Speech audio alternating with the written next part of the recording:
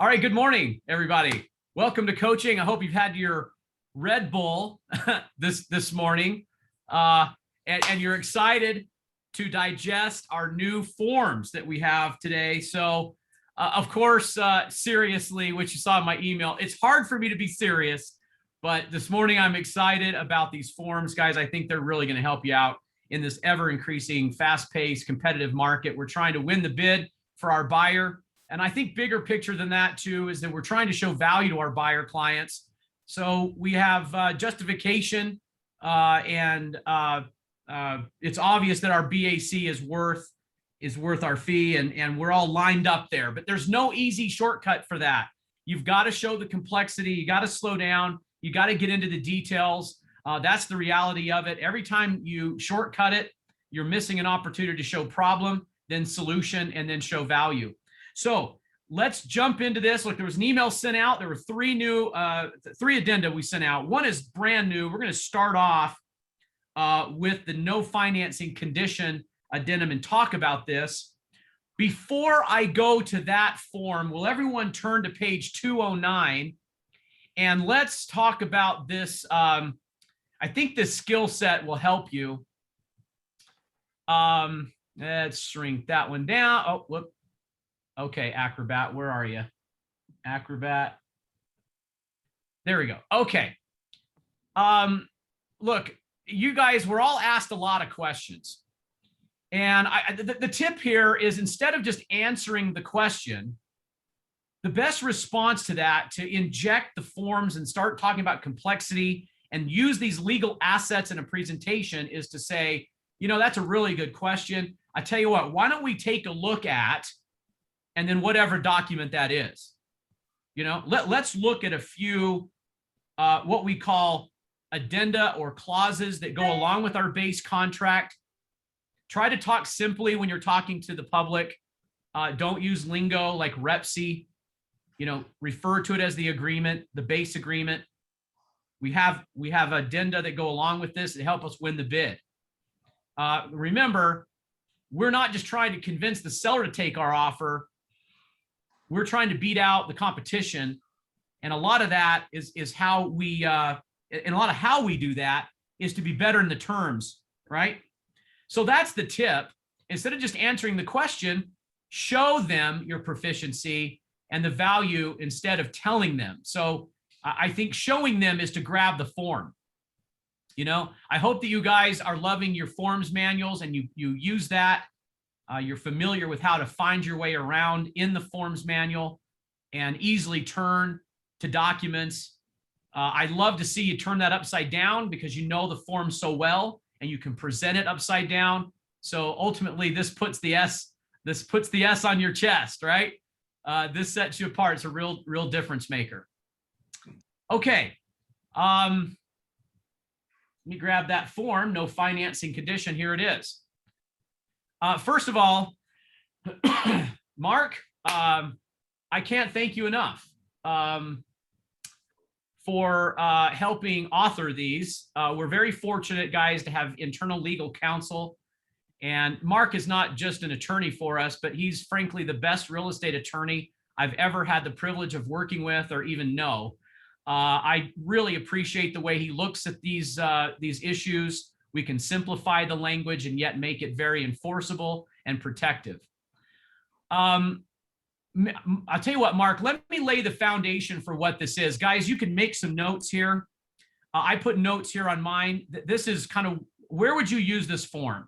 Okay. First of all, I would think that you have loan approval or near loan approval. Okay. So as best as you can be confident that you've got solid financing. So the second bullet point is that you're confident in your lender, very confident in the lender, because if you're not, this could cost Earnest money. Okay. The other one is that we're competing against cash offers. So this is a way to compete against cash offers. We've talked about in previous coaching sessions where the REPSI has been marked no appraisal, no financing. And we wondered, what if they're still getting financing? Okay. So Mark, do you want to go ahead and take everyone through the language, and then we can, I guess, banter back and forth about where this relates. I'm sure we'll talk about section 16 and that sort of thing, but why don't you pick it up from here? Sure. Starting with the title, some of this is optics and strengthening your buyer's offer. So we started with, we're not going to check we're going to check no financing in section 8.3A, but we wanted to further send the message. So we entitled this no financing condition. It sends a good message to the seller on behalf of the buyer. Jumping down into the language, you'll see that in section 1, we kind of mirrored what you see in section 8.3A, again, just as another iteration that this buyer's obligation to purchase the property is not conditioned upon either the appraisal condition in 8.2 of the REPC or the financing condition in 8.3 REPC. It's just a further iteration of that to send a message to the seller that this offer is strong. It's not contingent on appraisal. It's not contingent on financing. The second sentence is an acknowledgement that the buyer may nonetheless be pursuing financing. So it says, if buyer nonetheless attempts to obtain financing for all or any portion of the property, and 1, is unable to obtain financing, or 2, is not satisfied in buyer's sole discretion with the terms and conditions of such financing, and defaults, not terminates, defaults under the REPC, is unable to close and defaults, then seller agrees to accept as seller's exclusive remedy the earnest money deposit or deposits, if applicable, as liquidated damages.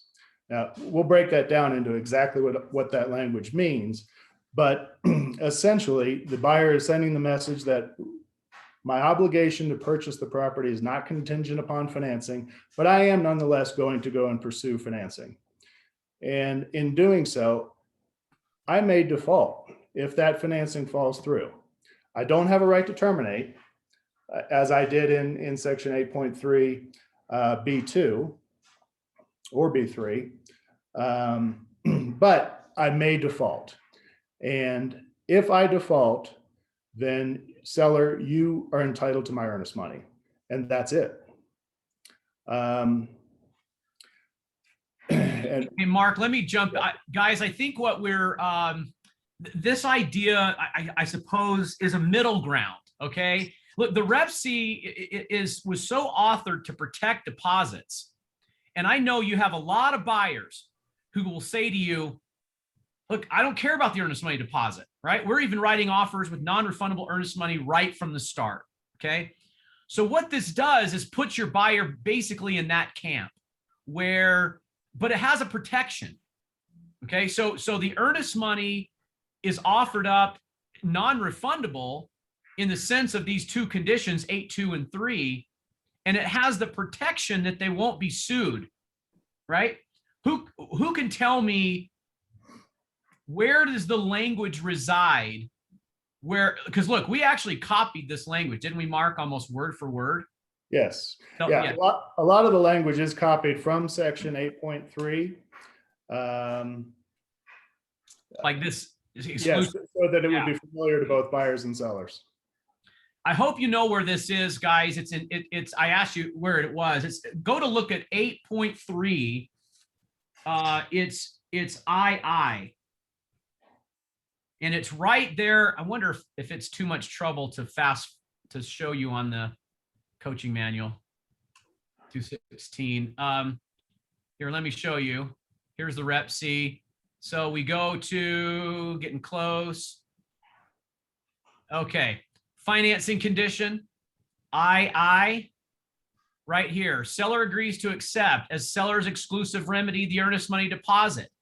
But see, this language only applies if we mark is. Everyone following me? Head nods? Yes? Okay, thanks. Thanks, Gina. Okay, so you mark is, you get all this language. You mark is not, and see the entire 8.3 does not apply. Everyone see that? So what we needed to have is we needed to bring back this language, this protection, so that let me go forward here and see, here's the default section that Mark is referring to. If the buyer defaults, then the seller has the right basically for litigation and to sue, to enforce the REPC. So we had to take away their ability to sue to enforce the REPC and go back to the language that is in 8.3 that says you'll take as exclusive remedy the earnest money deposit. Everybody get that? That's pretty powerful, isn't it? It's advanced real estate, guys. You're going to have to slow down. You're going to have to explain this to people. But as you do that, I promise you that you're showing value and you're substantiating the BAC. Okay? We're substantiating the BAC when you show the complexities and you use these forms. I think there's another take on this. Mark, anything, there was something else we wanted to add to this. What was it? Let me go back to the form. I think the one thing I like to, make sure everybody understands is that this language by checking that 8.3 is not, that there is no financing condition, we lose the right to terminate based on financing. So your buyer needs to understand that they will be defaulting under the REPC. I think that's an important point. If you're not satisfied with the financing or you're unable to obtain the financing under this addendum, your buyer is going to default, and they need to understand that. It's not a termination right.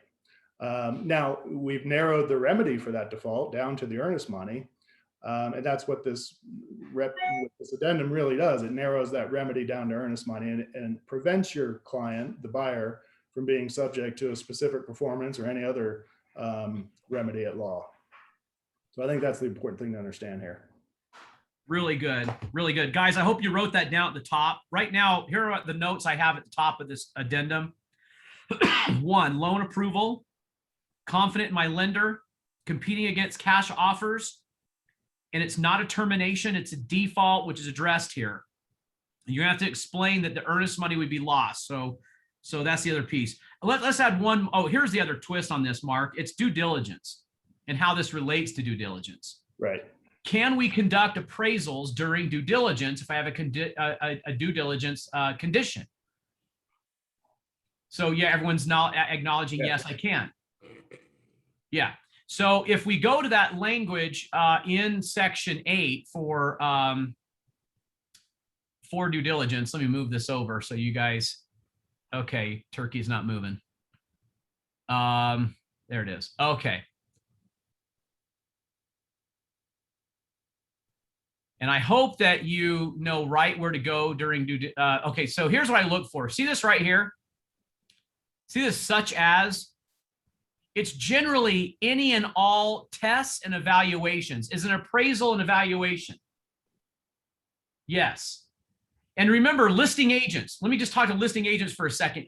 You do not, it's not better to accept an offer that is not on due diligence. It's just not. You're going to open your seller up to litigation if they take an offer that is not on due diligence. It's going to back. I think there's going to be blowback to that. You go under contract with no due diligence. That means you haven't had any. The buyer has had no right to review anything in Section 7.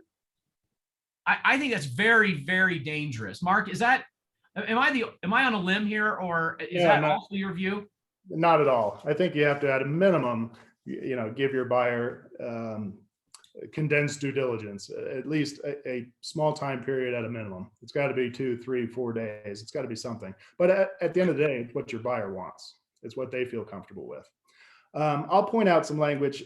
Will just pointed some language in 8.1a. If you get pushback on conducting an appraisal, where 8.2 is not checked, I go to the 4th line from the bottom in section 8.1a, where it has the laundry list above that of all the sorts of evaluations and tests a buyer can conduct. Yeah. And then it says, and any other matters deemed material to buyer in making a decision to purchase the property. That's where appraisal comes in. And that's where I point to seller's agent and say, appraisal is a matter that is deemed material to my buyer. It's not conditioned. The obligation to purchase the property is not conditioned on appraisal, but I want to know. My buyer wants to know. that's where you point to. Yeah, very good. You guys see my cursor? There it is. The such as is a big, long list that kind of goes along with the buyer's due diligence checklist. And then that any and all is meant to have no boundaries. It's common in legal language when you want to include eternity. Right, Mark? Exactly. And this concept that we're talking about, the ability to still conduct an appraisal and our ability to still pursue financing, is kind of what's addressed in the first sentence of the addendum. Again, it's there for a purpose, and it's just to send that message to seller again that we're not conditioning the obligation to purchase the property on appraisal or financing, but you have a back door to do the appraisal for your client. Yeah, very good. Very good. Now, yesterday in sales meeting, we've got one of our lender partners, Bert at Intercap, was suggesting that they can get appraisals done during due diligence. So within like 3 days or 5 days. So we could theoretically use due diligence as the cancel if you needed to, and have that appraisal come in there. And just so you know, you've got some options there. This goes back to what we're starting with, is that we have confidence in the lender. Okay. So something to think about. Do you like that? Any questions? Let me look at the chat here. Any questions? So are these sellers in Salt Lake area putting themselves at great risk in this market? If please explain. Yeah, Bradley.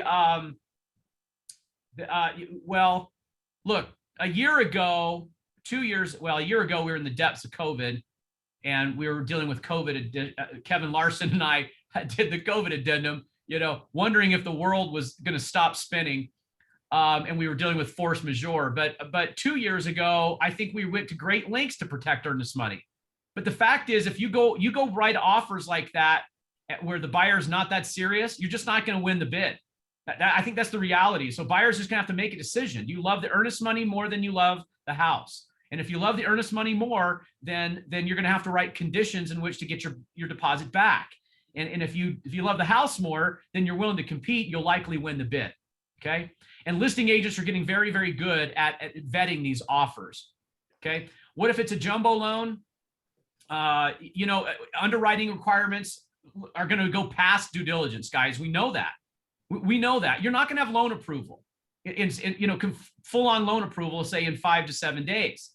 Okay. But how many of our buyers have told you when they come up to that deadline of financing and appraisal that they're not going to cancel?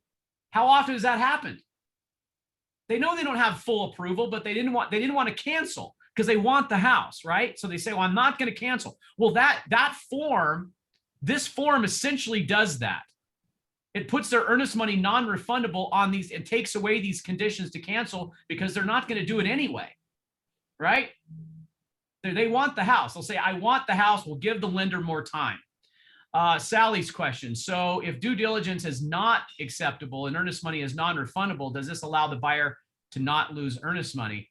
Well, if we don't have a due diligence, we don't have financing and appraisal, we have no condition to cancel. Is that your question, Sally?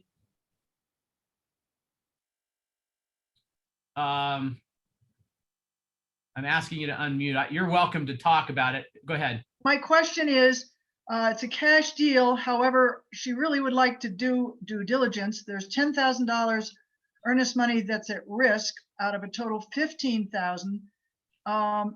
So if all of a sudden there's things like a cracked heater thing, or if there's a leak that nobody knows about that all of a sudden we find, or if there's things that cannot be remedied, does she have the right to cancel and get her earnest money back? And she's marked due diligence. Yes, we did mark due diligence. Then yes, same standard.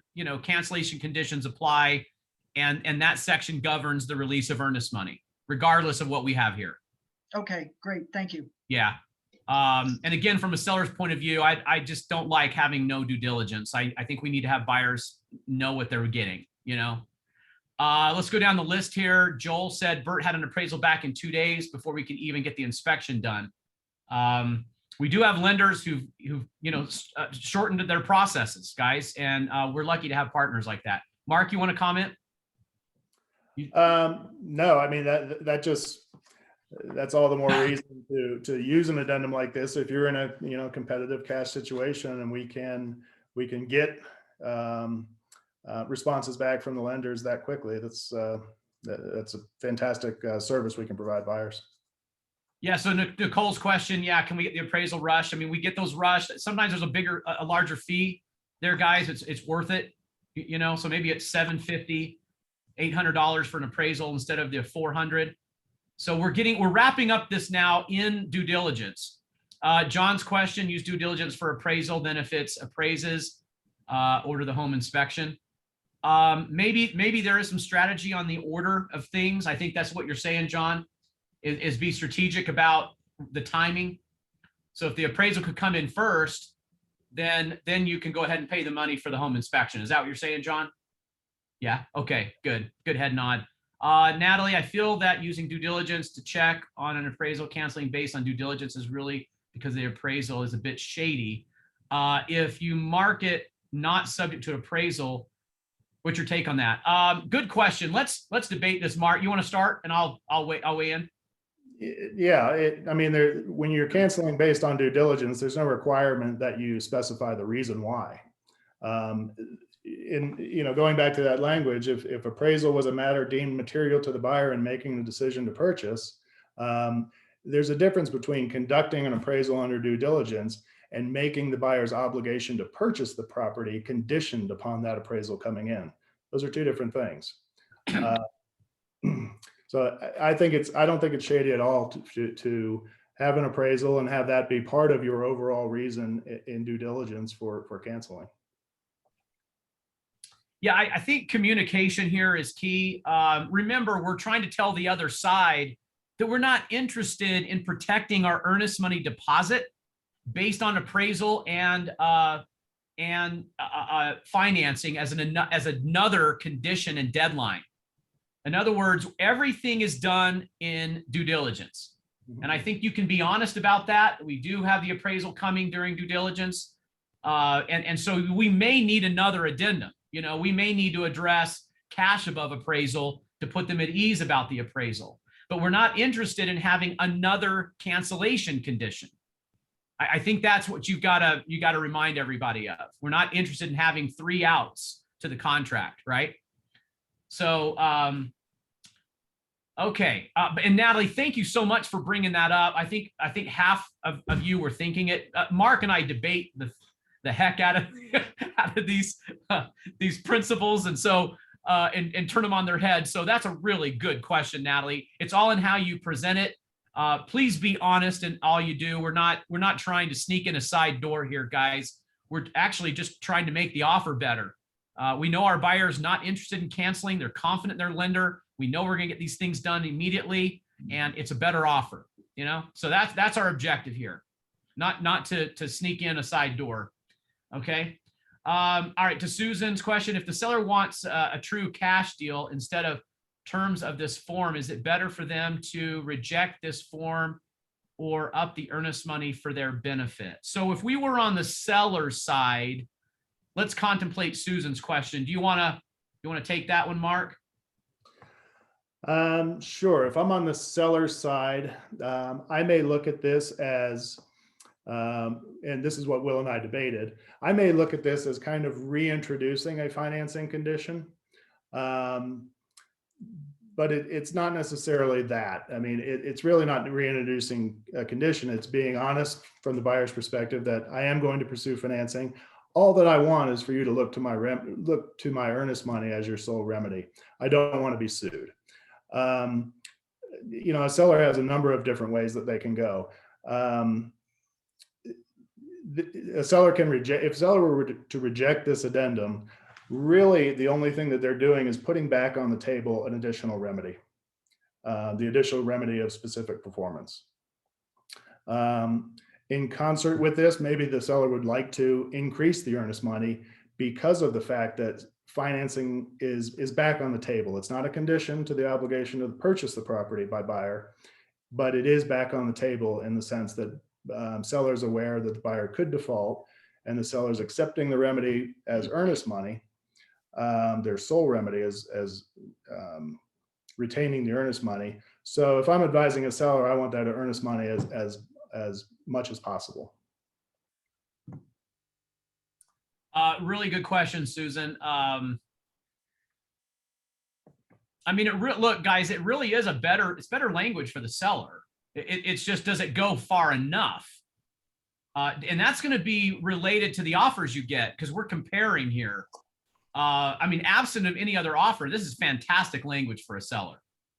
You know, you guys agree? I mean, you got an offer like this, you got a great offer. So, okay. Yeah, and the buyer's sending a message that I have pretty strong financing here. I'm pretty confident in it. yeah. So yeah, from a seller's perspective, this makes the offer look a bit better. Okay, and thank you, Natalie. Yeah, honesty is everything. You know, real big picture, guys, is the result of honesty is trust. And as soon as someone's not honest, and then trust takes a hit, and that's hard to have a good relationship without trust. So I hope we always keep our eye on that. So thank you, Natalie. Susan, can this go all the way to the closing date?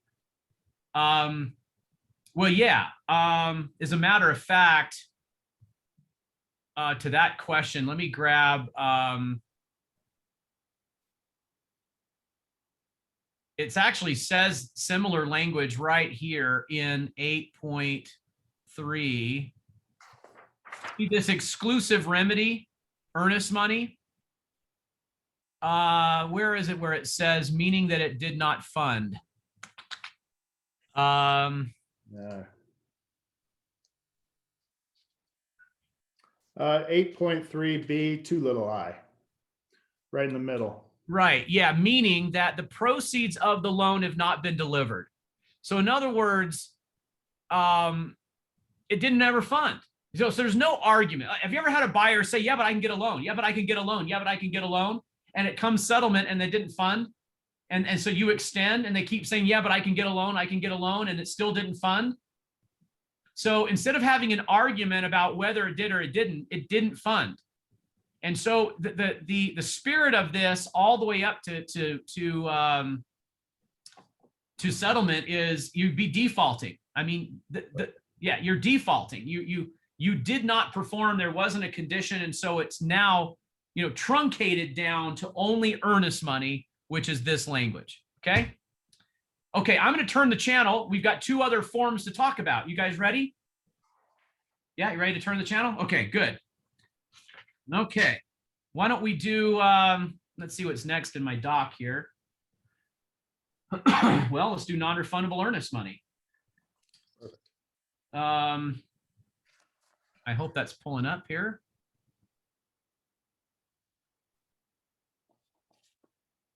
I don't know why my email keeps pulling up. It is challenging when you have two screens. Okay, here we go.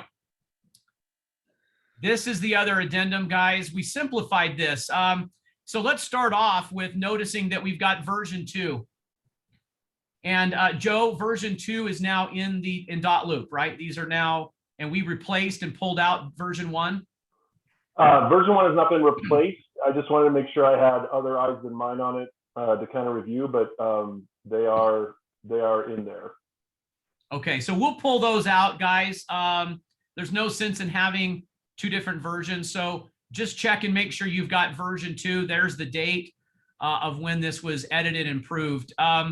Mark, do you want to explain, just go ahead and explain, why did we make the edit and change to this? Sure. I know a lot of you are using this, but obviously this is the non-refundable and release of earnest money. The idea here is for the buyer to be able to make their offer more competitive and to put cash in the seller's pocket as soon as possible, non-refundable cash. And we had in here, there's 2 blanks that you would fill out. The first blank would be the portion of earnest money that will be released to seller upon acceptance. That is the non-refundable. Notwithstanding anything in the REPC, that money is non-refundable to the seller, released upon acceptance. And the rest of the language in there is trying to get the money to the seller as soon as possible. Once it's readily available in the buyer's brokerage trust account. The second blank is the remainder of the earnest money. So if you have a total earnest money of $30,000. Mark, I'm using 20. I just typed it in. Oh, I'm sorry. Okay, total earnest money of $20,000. The first blank would be the amount that you're willing to release to the seller upon acceptance. Will has it in there as $5,000. The remainder of the earnest money, second blank, $15,000, would be held and distributed in accordance with the terms of the REPC, normal earnest money. And obviously, the larger the amount in the first blank, the more attractive to the seller. We had previously in here that you were required to, there was another blank that you actually wrote out the dollar figure. We simplified this to simply require that you fill in the dollar amounts. So that's the only real change here to what you've been using. This one, I think this came up. I was talking to Joe Holden, and he asked the question of, well, what about the remaining amount? And we just didn't address it. I guess it wasn't written in. So this, I think, will be a little clearer and simplified. So that was the idea. The language was there to support it, but it didn't have the amount there. So I think this would be easy for you to communicate and present. It's pretty simple. Do you guys like that? Let's go to Greg's question. I have a problem with the earnest money being non-refundable unless there is a clause that states that there is an exception. What if the seller does not or cannot perform? I feel that needs to be addressed. This is an excellent question, Greg. Mark, you and I talked about the phases of earnest money. We should probably do a class on the phases of earnest money. You have earnest money, then you have non-refundable earnest money, then you have non-refundable and released earnest money, and then you have reclaimed earnest money that we talked about. Do you want to answer that, Mark, about a seller who enters a contract and is in default, and we've released earnest money to them? Right. Yeah, that's a situation that you would be the buyer in that instance would almost be required to engage legal counsel to declare a default by the seller. And seek a return of that earnest money, because the concept of this addendum is a release of that earnest money to seller, and it is non-refundable. It doesn't contemplate things like the seller acting in bad faith or the seller defaulting and simply not participating in the transaction and leaving with that non-refundable earnest money. But your buyer would be left in a situation of having to pursue that money. Keep in mind that the genesis of this addendum was to make the buyer's offer more competitive vis-a-vis cash offers, vis-a-vis no financing offers. So that it really comes down to the agent having to explain how this works to a buyer who chooses to use this addendum. And keep in mind that it is the buyer's decision to use this addendum. So they need to understand that, yes, that money, that $5,000 in our scenario, is non-refundable and released.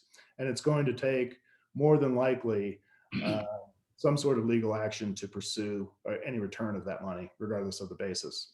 Hey, Mark, this is Kevin. Hey, we had an instance just the other day where there was 5,000 released immediately to the seller.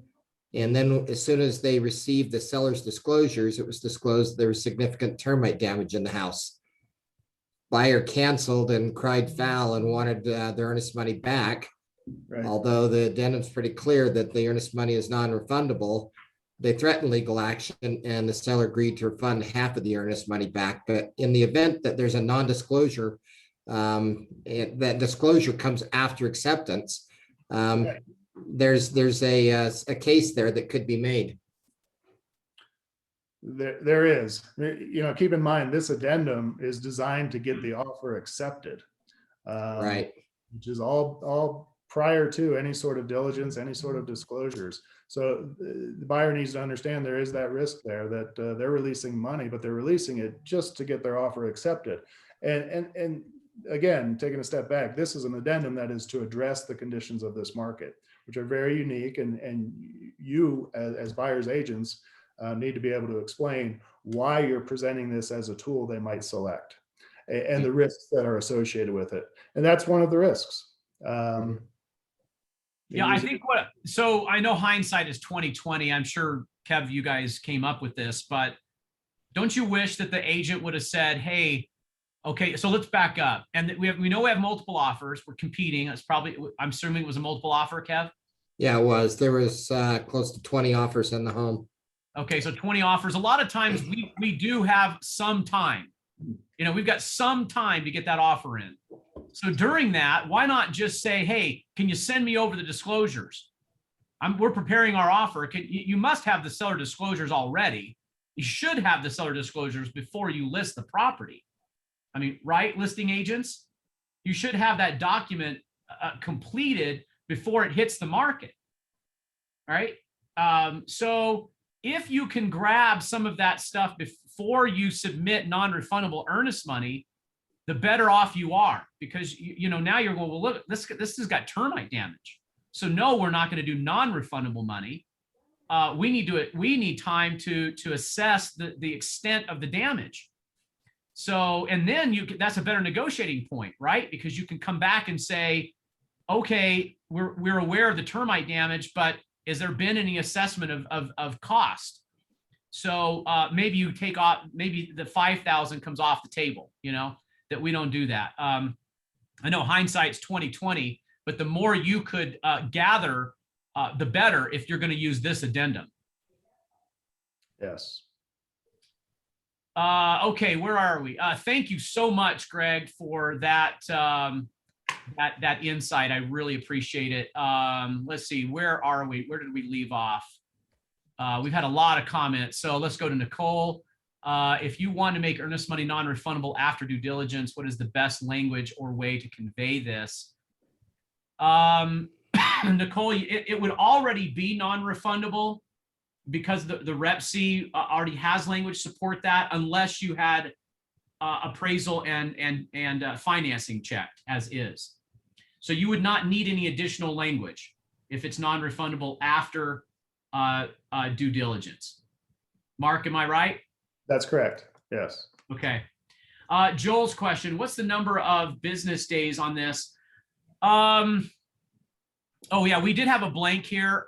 Guys, I think we've been asking for 3 in here, about 3, not too short. We can't, the admin are upset about the turnaround, and not too long that it loses its power. So somewhere around that, Joel. Let's see, Craig's question. And Craig, I'll unmute you if you want to weigh in here. The buyer needs to understand that the earnest money is non-refundable upon acceptance, but I see before buyer has deposited it, there has been some misunderstanding around this practice. So this is the timing. Let's talk about this one. This is you go under contract and the earnest money hasn't been delivered yet. And then the buyer finds something and they want to cancel, and they say, oh, I want to cancel before I've delivered the earnest money.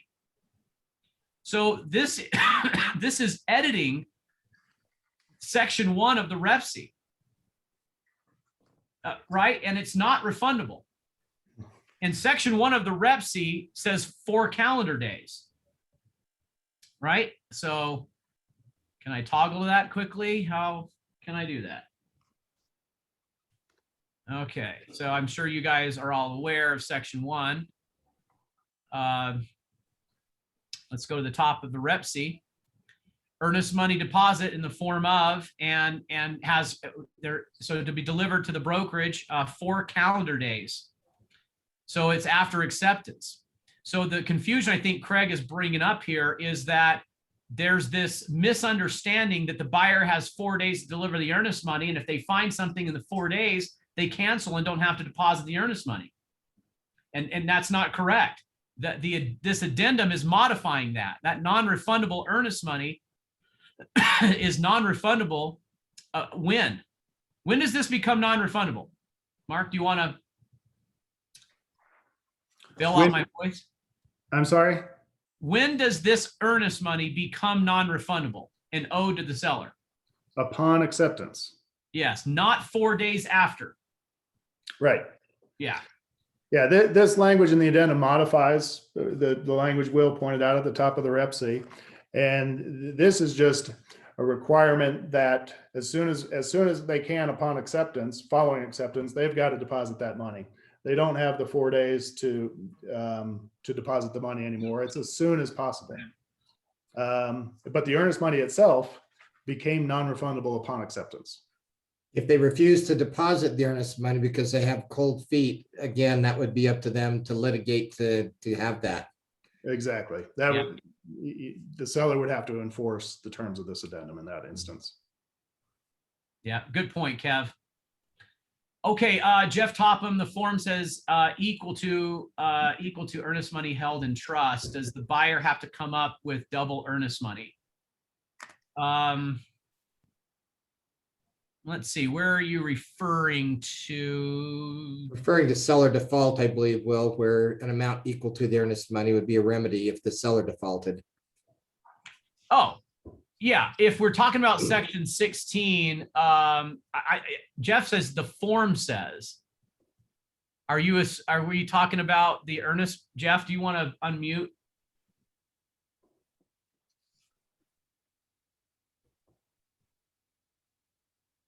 Can't unmute? Here, I'm asking you to unmute. There you go. Okay. In section 1, it says buyer agrees to wire transfer funds in the amount equal to the earnest money deposit into the buyer's brokerage real estate trust account. Oh, So right above that $5,000, 2 lines above that. oh, yeah. Yeah, it's the total earnest money. So it's $20,000. So it's the equal to the earnest money deposit. So the entire amount. The 5,000 is going to be turned around and sent to the seller, but the entire amount is wired. Okay. Notice that we're talking about the kind of earnest money we're accepting here too. We're talking about a wire. We're not talking about a cashier's check, because the nature of the fact that we're turning it around so quickly, the best earnest money for the seller, again, winning the bid here, is to get a wire earnest money, not a cashier's check. Right. And certainly not a personal check. Right. Right. Okay. I know this is all trying to make the buyer's offer better. So thanks for pointing that out, Jeff. Yeah, one point you alluded to, and Yeah. I think it's important to make, is when we do have this non-refundable earnest money for one of your buyers, we need to support our staff and communicate with them on the release of this earnest money. The concept behind this addendum is to do it as quickly as possible, but the office staff is used to some sort of interaction between you as the buyer's agent authorizing that release. So they're under pressure to release this earnest money within 3 days after it becomes available. They want to hear from you, and they need to hear from you that that is authorized. There needs to be an additional step beyond just the language of the addendum. Yeah, we sent that out. Great reminder. We sent out an email to everybody. The staff is not just going to automatically turn around and email this or wire this out unless they hear from you.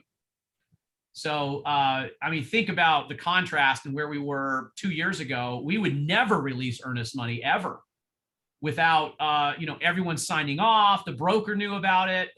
The agent was aware. And so please don't assume that this is just happening. It's not going to just happen. You have to inform the staff of where we are.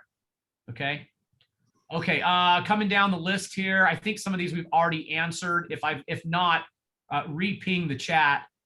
Let's see. Sally said that's my concern as well. Greg, this addendum override the clause of Rep C. Yeah.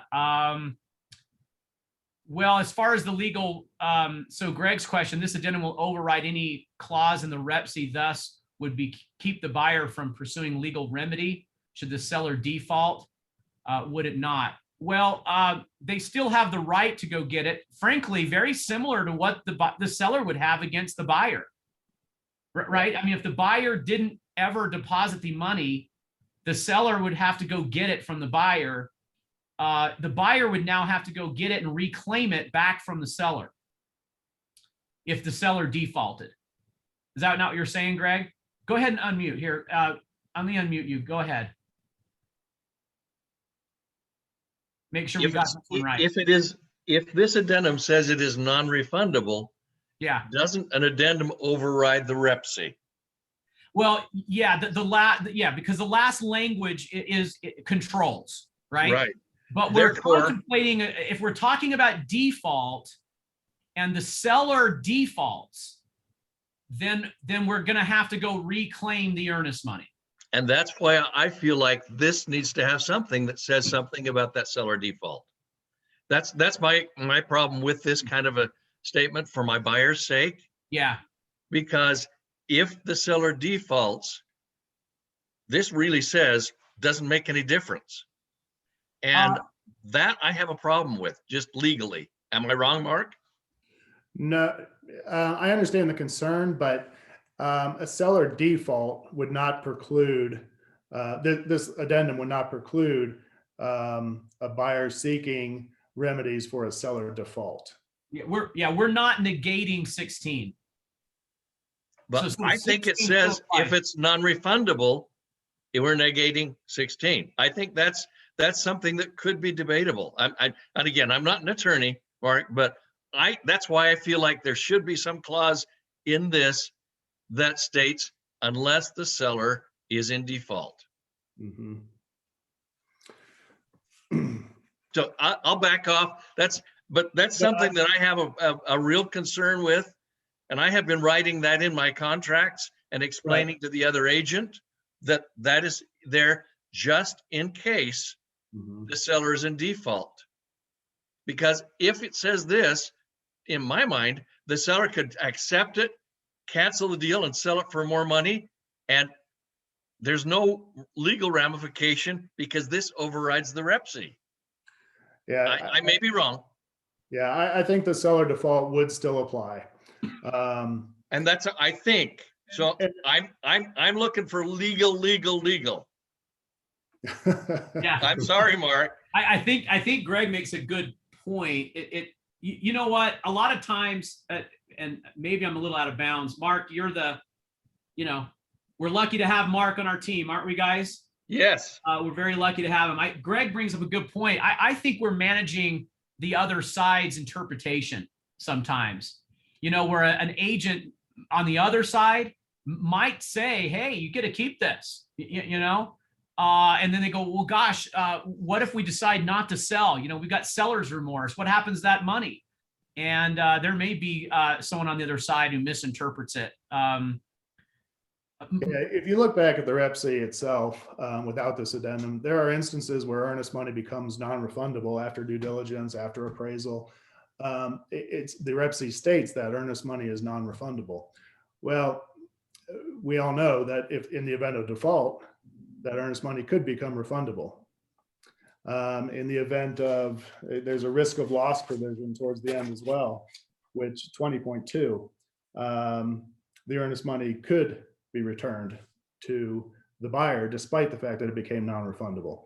So there are instances that are not contemplated. I understand your point, Greg.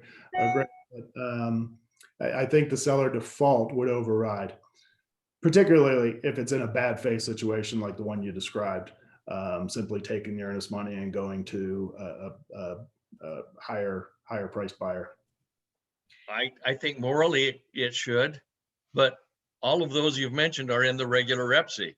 Doesn't anything that's in an addendum override the prior documents? Yes, it overrides. That's my concern. Right. No, I understand the concern. And, that's something we can consider putting in here. I don't want to, I think it's pretty clear the seller default remains. And I think adding language only confuses the matter. But it's something we'll consider. Your point's well taken, but. Sorry, thanks. No, it's well taken, but I think it's pretty clear the seller default provision. You know what? We had a case where, remember the BLM land case, Mark? So we had non-refundable earnest money on the buyer's side, and it was advertised on the MLS that the property backs BLM land. Do you remember this one? Yes. We go under contract. Okay, so the seller agent calls to our buyer agent and says, "Congratulations, we selected your offer. Oh, but by the way, the property does not back BLM land, as stated in the REPC or on the MLS." So in all advertisements, the buyer believed that there was nothing that was going to be built behind them. It turns out that there was an entire master plan community going in behind them. Yeah, so it wasn't BLM land. It was completely reckless and misrepresentative, and I guess you could just say liar, pants on fire, whatever you want to say. But we went under contract, and it was kind of funny how flippant the listing agent was. "Well, we accepted your offer. Congratulations. Oh, but by the way." So to Greg's point here, the seller immediately enters a contract in which they can't deliver on what the expectation of the other side was, nor what they advertised. And so what about this non-refundable earnest money? So right off the bat, we've got non-refundable, and we have to make a claim that the seller is not delivering and therefore defaulting on what they advertised. And I thought they had a huge problem on their hands. We did end up resolving it. But to Greg's point, what do we do when we get these sellers who are entering these agreements that can't deliver? And if they don't deliver, this money, it has to be argued back out. Right. Yeah, I say just a final comment. There's nothing in this addendum that addresses the default provisions of the REPC. So there's nothing in here that modifies, conflicts with, overrides anything in the REPC with respect to seller default or buyer default. So in my view, those they survive. We don't talk about default in this addendum. Yeah, and because we're not addressing it, we're not modifying it. So if we would have said and also in regards to section 16, Greg, we'd be editing 16. But because we're silent on 16, 16 applies. Just like any other addendum. I mean, the addendum that it's addressing the change only changes what it's addressing. It doesn't nuke out all other language and all other provisions of the REPC. Right. Let's continue down. This has been a great discussion. We're almost out of time. Gina's comment here, it would be nice to have the seller property condition included. Anytime we're considering any non-refundable earnest money, get as much data as you possibly can before you're submitting this. Maybe we can cut off some of these problems and still feel like we're protecting our buyer the way we should. I think that's, we have waived, seller's not obligated to provide. Leanne Hansen, if we've waived due diligence, is the seller not obligated to provide seller property condition disclosure? No, you're still obligated to provide that. Allison, yes, same thing. Elizabeth, okay, I think we're getting good comments, you guys. Hey, to the managers, will you watch the chat if there's anything we need to bring up that I've missed? We're gonna have to move on to this next form if there's something that we need to come back to. Okay, let's go to the final edit on. We had a change to the appraisal addendum. Here it is. Okay, now remember, this is our internal form. UAR does have one. I'm not jabbing them at all when I say that it took them 4 months to come up with a cash above appraisal. and we came out with the language in November of last year. That's a lot of deals, guys. That's a lot of deals. We, properties we sold and won the bid, and everyone's happy. And we won the contest there. But we simplified this. Mark, you want to quickly take everybody through it? I know we're about out of time, so we'll keep this one fairly short. Sure. The only change we made to it is the proviso at the end of section 3. Previously, this allowed a buyer to cancel if the appraisal came in low, and didn't really address the fact that there was an appraisal excess. So the revision says that the buyer can cancel under section 8.2A of the REPC if the difference between the appraised value and the purchase price is greater than the appraisal excess amount. So what does that mean in layman's terms?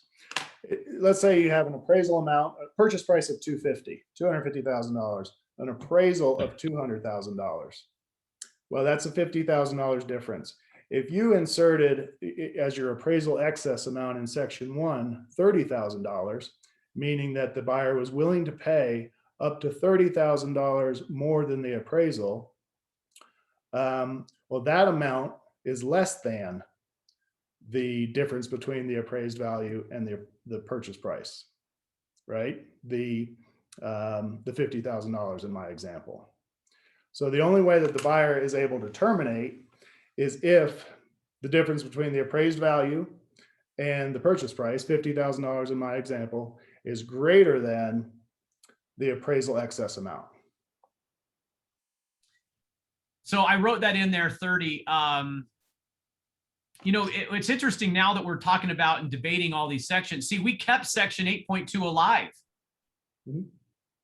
We're actually stating it. You know, although we're talking about appraisal, we're still referencing that cancellation provision in 8.2 still applies as long as it's, so in this case, here's the 30, it would have to be more than 30,000 for the buyer to cancel and have their earnest money refunded. The difference between the appraisal and the purchase price. Yes. Okay, I think that's a lot simpler. Natalie, we kind of agree with you. The UAR form doesn't explain what an appraisal floor is, and so it's a little confusing. I think it's easier for people to wrap their heads around how much cash am I promising above the appraisal. I think that's easier for people to wrap their heads around. It's the approach we took back in November. We're keeping this approach. We're modifying it now. What has changed is this last from right here, guys. All of this was what was added. Take a quick look at that on the screen. If you're trying to multitask, just take a look at that. We did not have this language in the previous version. This admittedly is a little more seller friendly, but I think it meets the intent that the buyer was trying to have originally, which is, well, I'm not canceling because I already said I would pay above appraisal. So if it's in excess of that, then I want to be able to cancel. But if it's not, I'm not canceling. Okay. Okay. All right. Fantastic. I'm going to stop sharing. So, hey, Mike, you and Craig are going to talk more. What's on the broker roundtable tomorrow?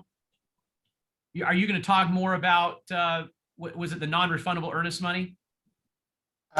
Yeah, it's Craig and I have actually been texting back and forth. It does feel like we need to go into this subject in depth. And so we're going to be covering a lot of this and talking about release of earnest money and the ramifications of all that, as well as some of the logistics that Kristen has brought up, because it seems like a lot of us aren't comfortable with that. So we're going to be talking about that at length. So okay, perfect. Yeah. Okay, time well spent, guys. You know, the more and more I'm around this business, the more I think we need to turn up the volume on being great surgeons and practitioners. And that's what this is all about today. And how you construct your offers and winning the bid is just so rubber hit the road. You know, I mean, it's so up at the forefront of every challenge we get and our value proposition. It's a lot, you know, in other words, real estate is not being a salesperson. You know, and there's a lot of people out there who think that's what it is, that it's all about prospecting. I'm not trying to minimize lead generation in any sort of a way, but frankly, the best lead generation is your own client talking about how amazing you are and how complicated real estate really is, but that you solved it, and you solved it with honesty. You solved it with heart, and you backed it up with professionalism. And you know, if we slow down and take a tour through these complexities, as you do that, you're showing your value and you'll win the day, right? You'll win the day. So I hope that this feast this morning was delicious to you as it was to me and Mark. We had a fantastic time putting it together, knowing it would really help you. You are the reason, and your client are the reason and our why behind everything we do. I really like the input today, especially Greg's point today. Thank you so much for adding that perspective and helping us all become better. We are better at Brookshire, aren't we? Isn't this the better way? Isn't Brookshire the better way? Yes. Okay. I'm going to go ahead and stop the recording now. Joe, you can turn that off.